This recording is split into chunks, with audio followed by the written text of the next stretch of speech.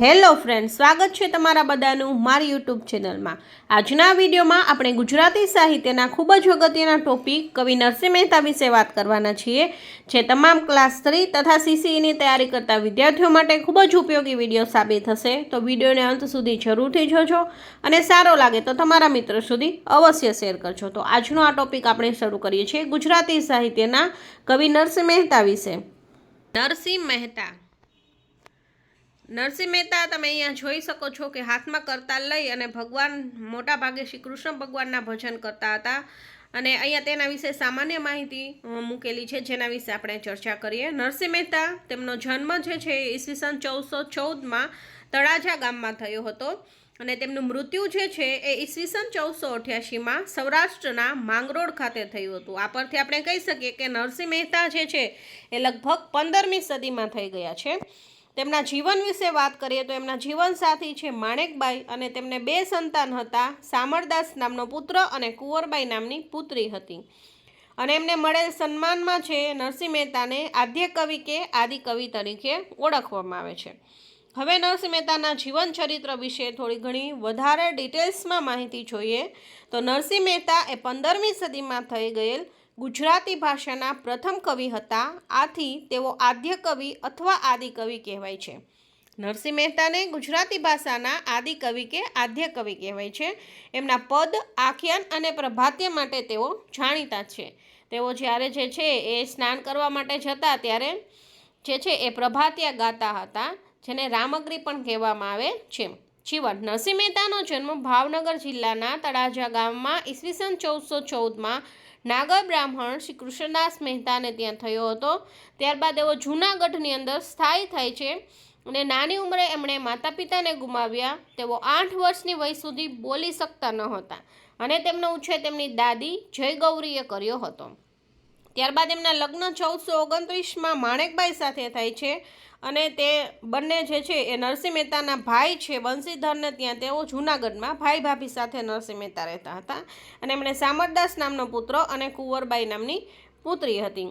કુંવરબાઈ જે છે તેમની પુત્રી, એની પુત્રી હતી શર્મિષ્ઠા અને શર્મિષ્ઠાની પાછી પુત્રી હતી તાના અને રીરી, જેની યાદમાં તાના રીરી એવોર્ડ આપવામાં આવે છે। તો એમના છોકરીની છોકરી છે નરસિંહ મહેતાના છોકરીની છોકરી તાના રીરી છે। ત્યારબાદ નરસિંહ મહેતાએ કરેલ સર્જન, એના સાહિત્ય વિશે વાત કરીએ તો આ બધા જ જે છે એ સર્જન નરસિંહ મહેતાએ કરેલ છે। સામરદાસનો વિવાહ, કુંવરબાઈનું મામેરું, હુંડી, જારીના પદ, સુદામા ચરિત, ચતુરી, દાનલીલા, ગોવિંદ ગમન, સુરત સંગ્રામ ને હિંડોળા।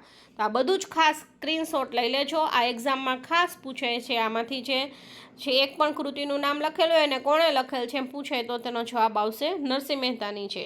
ખાસ કરીને કુંવરબાઈનું મામેરું, સામરદાસનો વિવાહ, હુંડી, આ બધા જ પૂછાતા સાહિત્ય સર્જન છે।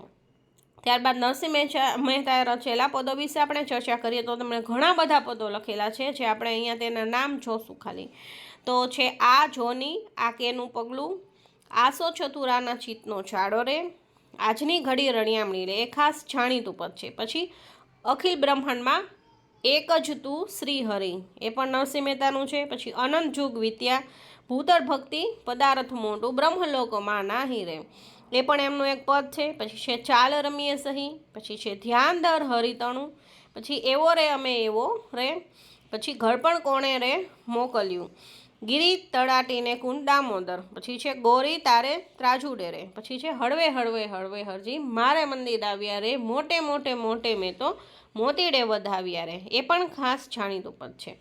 પછી છે હું ખરે તું ખરો, જાગીને જોઉં તો, જાગને જાદવા કૃષ્ણ ગોવાળિયા, તુજ વિના ઢેરમાં કોણ જાશે રે, પછી જાગો રે, પછી જળ કમળ છાંડી જાને રે બાણા, આ ખાસ જળ કમળ જે છે એ જાણીતું છે।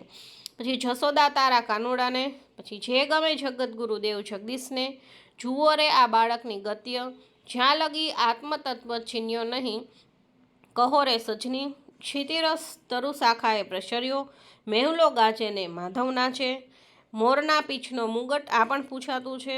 પછી નંદજીનું આંગણું પરમ રણિયામણું, ત્યારબાદ છે નાનું સરખું ગોકુળિયું, નારાયણનું નામ લેતા, નિરખને ગગનમાં, પછી પઢોરે પોપટ રાજા રામના, પછી પ્રેમરસ પાને, પછી રૂડીને રઢિયાળી, પછી છે સાંભળ સહિયર, પછી સંતો અમેરે બેહવારિયા, એ પણ ખાસ જાણીતું છે. પછી છે સારમાં સાર અવતાર અબડાતણો, શરીર શોધ્યા વિના, સુખપાલ મહે મહેતોચી બેઠા ચડી અને સુખોષણી.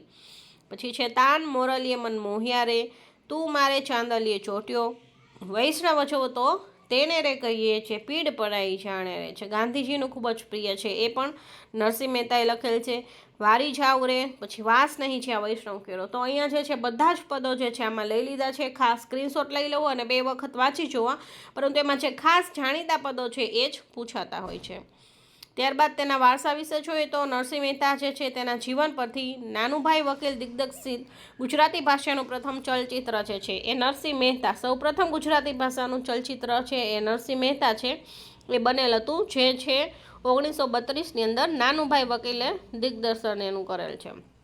ત્યારબાદ સન્માન જોઈએ તો નરસિંહ મહેતા જે છે ગુજરાતી ભાષાના શ્રેષ્ઠ કવિ જે છે એટલે તેની યાદમાં નરસિંહ મહેતા એવોર્ડ આપવામાં આવે છે, જેની શરૂઆત જે છે 1999થી થઈ અને આ એવોર્ડ જે છે એ આદ્ય કવિ નરસિંહ મહેતા સાહિત્ય નિધિ ટ્રસ્ટ દ્વારા આપવામાં આવે છે. તો આ હતી જે માહિતી નરસિંહ મહેતાના જીવન ચરિત્ર વિશે. જો વિડીયો સારો લાગ્યો હોય તો તમારા મિત્ર સુધી અવશ્ય શેર કરજો અને ચેનલ પર નવા હોય તો સબસ્ક્રાઈબ કરવાનું ભૂલશો નહીં. અને તમારે કેવા પ્રકારના વિડીયો જોઈએ છે એ કમેન્ટ બોક્સમાં જરૂરથી કમેન્ટ કરજો. Thank you.